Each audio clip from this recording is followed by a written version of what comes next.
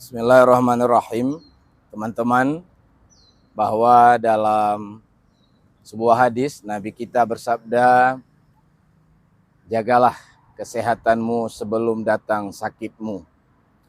Dan Imam Al-Ghazali mengatakan bahwa nilai sehat tidak diketahui melainkan oleh orang-orang sakit. Kami sekarang sedang berada di Rumah Sakit Lamuhai, Kota Penang, Malaysia, dalam acara mencari kesehatan.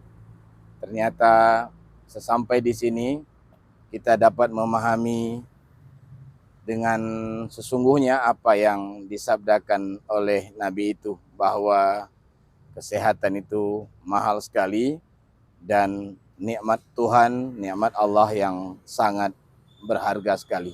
Mudah-mudahan kita semua dapat mengambil iktibar